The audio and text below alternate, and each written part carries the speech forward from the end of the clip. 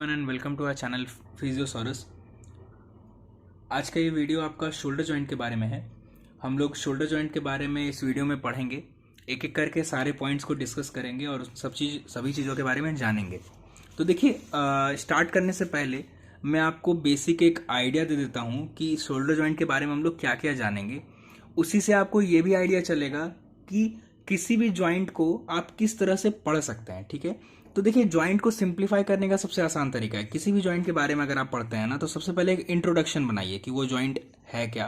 ठीक है, उसमें आर्टिकुलेट कौन कौन सा बोन करता है, वो जॉइंट आपका प्रेजेंट कहाँ कहाँ पे है। ठीक है, वो लोकेशन, उसका सारा चीज़। चलिए, ये तो वो आपका इंट्रोडक्शन वाला पार्ट। अब इंट्रोडक्शन के बाद जो आपको उसके बारे में बताना है, आप आर्टिकुलेशन बताइए।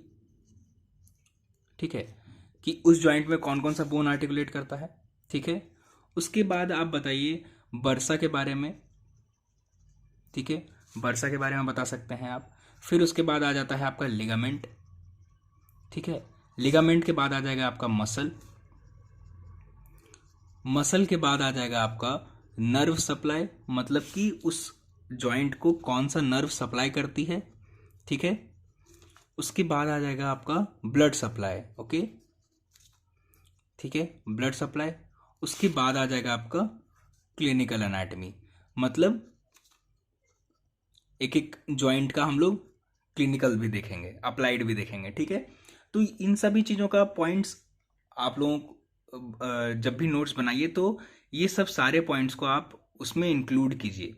ठीक है, सॉरी, इसमें एक चीज़ छूट गया आपका, एक और चीज़ इसमें होता है जो कि आपका मसल्स जिस वक्त आप लिखेंगे ना, उसी में कि कौन सा मसल कौन कौन सा एक्शन करवाता है। जैसे कि शोल्डर जॉइंट का एक्शन कौन कौन सा है, आपका फ्लेक्शन होता है, एक्सटेंशन होता है, एबडक्शन होता है, एडक्शन होता है, फिर मीडियल और लेटरल रोटेशन होता है, और एक सब कॉम्बिनेशन ऑफ मूवमेंट है जिस मूवमेंट को हम लोग क्या कहते हैं, सर्कमडक्शन कहते हैं। ठीक है, तो चलिए एक एक करके हम लोग सारे पॉइंट्स को डिस्कस करते हुए आगे बढ़ेंगे। ठीक है, सबसे पहला है इंट्रोडक्शन। तो देखिए, इंट्रोडक्शन के बारे में मैं ऐसे ही बता देता हूँ आपको कि देखिए, शोल्डर जॉइंट को हम लोग और किस नाम से कहते हैं।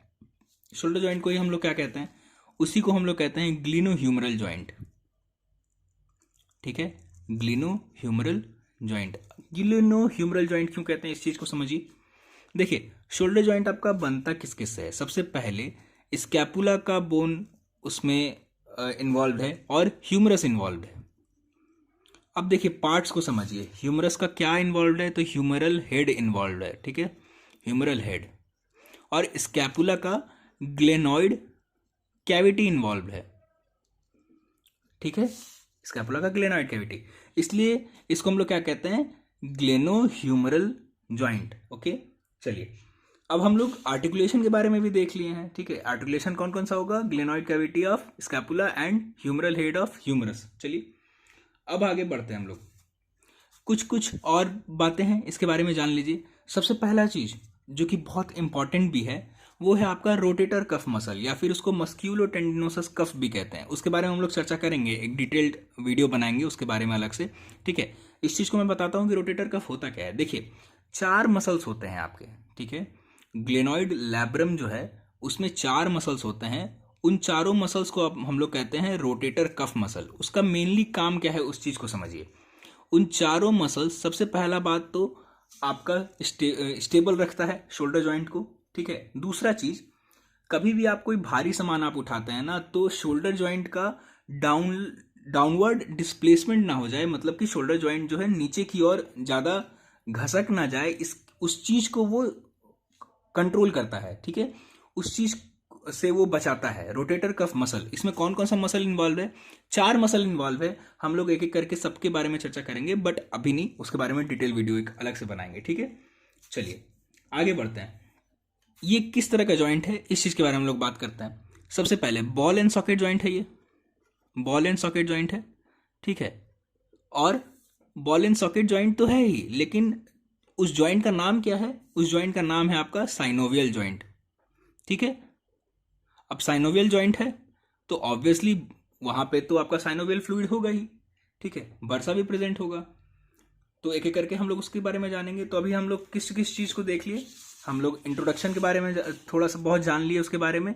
ठीक है, आर्टिकुलेशन जान लिए। अब हम लोग बर्सा का नाम जान लेते हैं। ठीक है, अब समझिए बर्सा होता क्या है। ठीक है, बरसा क्या होता है उसके बारे में मैं आपको थोड़ा सा बता देता हूँ। देखिए, बरसा एक्चुअली होता एक तरह का सैक होता है, या आप ऐसा कह लीजिए कि एम्प्टी बैग होता है जिसमें कि साइनोवियल फ्लूइड भरा होता है। अब उसका काम क्या है, इस चीज़ को समझिए। जहाँ जहाँ भी साइनोवियल जॉइंट जो होगा, जहाँ जहाँ भी प्रेजेंट होता है, सब जगह बरसा प्रेजेंट होता है। बरसा क्या करता है, एक तरह का कुशन का काम करता है। जिस तरह से आप किसी भी व्हीकल्स में देखते हैं स्प्रिंग लगा होता है ना, ठीक है, तो उसी तरह से आप आपके बॉडी में जॉइंट्स में बरसा प्रेजेंट होता है जो कि कुशन का काम करता है। ठीक है, अब देखिए बरसा का कौन कौन सा बरसा इसमें प्रेजेंट होता है। सबसे पहला है आपका सब कॉरेकॉइड बरसा, ठीक है, सब कॉरेकॉइड बरसा। दूसरा है आपका सब एक्रोमियल बरसा। तीसरा है आपका सब स्कैपुलरिस बरसा। ठीक है, ये 3 बरसा आपका प्रेजेंट होता है। अब हम लोग बात कर लेते हैं किसके बारे में, बरसा के बाद क्या है, देखिए बरसा हो गया। अब हम लोग बात कर लेते हैं लिगामेंट के बारे में, ठीक है। तो चलिए लिगामेंट का एक एक करके हम लोग नाम डिस्कस कर लेते हैं।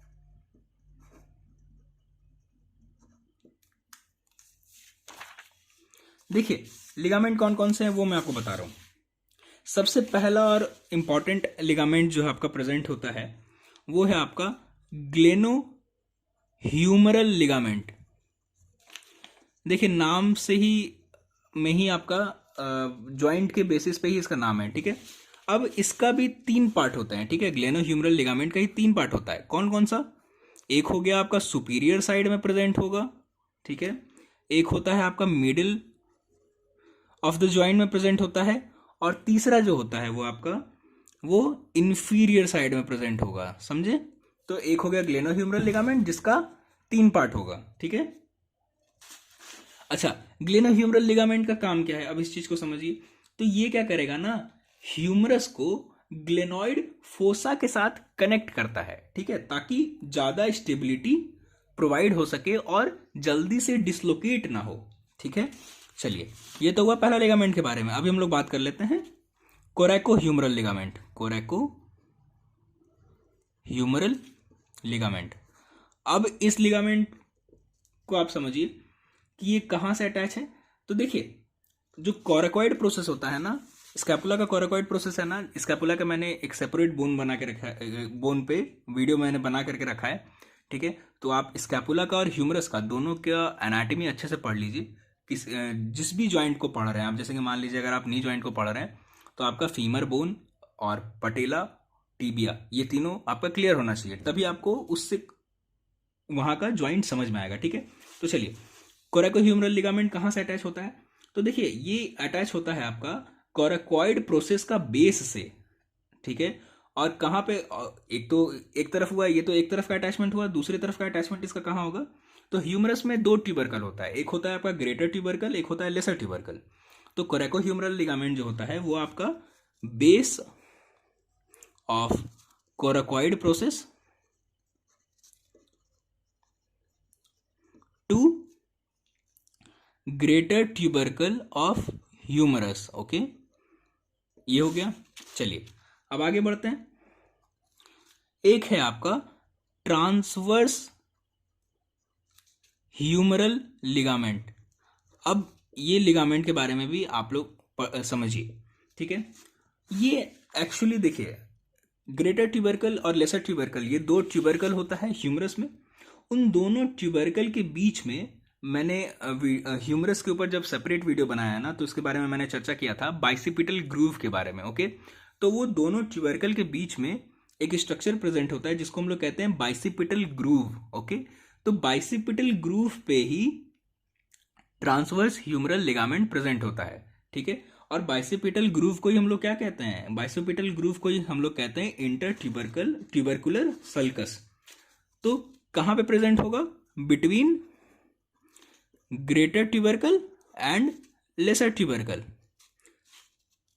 चलिए आगे बढ़ते हैं हम लोग। अब आ गया आपका चौथा लिगामेंट जिसको हम लोग कहेंगे coracoclavicular ligament, okay, coracoclavicular ligament. अब हम लोग आगे बढ़ते हैं। आखिरी जो लिगामेंट है आपका वो है आपका कोरैको एक्रोमियल लिगामेंट। ठीक है, देखिए नाम से ही क्लियर है, कोरैको क्लेविकुलर, मतलब कि क्लेविकल के साथ अटैचमेंट होगा और कोरकोइड प्रोसेस ऑफ स्कैपुला के साथ अटैच होगा। इसी तरह से कोरकोइड प्रोसेस ऑफ स्कैपुला और एक्रोमियन प्रोसेस ऑफ स्कैपुला। ठीक है, तो कहाँ पे प्रेजेंट होगा कोरैको एक्रोमियल लिगामेंट? प्रेजेंट होगा आपका between coracoid and acromion process of scapula.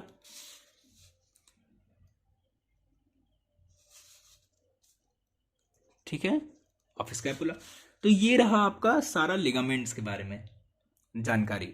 अब हम लोग अगला वीडियो टॉपिक में, अगला लेक्चर में हम लोग पढ़ेंगे इसका मसल्स के बारे में, इसका सारा जो एक्शन है उसके बारे में। ठीक है, इसका रेंज के बारे में भी हम लोग जानेंगे कि फ्लेक्शन का रेंज कहाँ से कहाँ तक होता है। फिर एक सेपरेट वीडियो में आपको बनाऊंगा रोटेटर कफ के बारे में, क्योंकि उसके बारे में नॉलेज होना बहुत ज़रूरी है।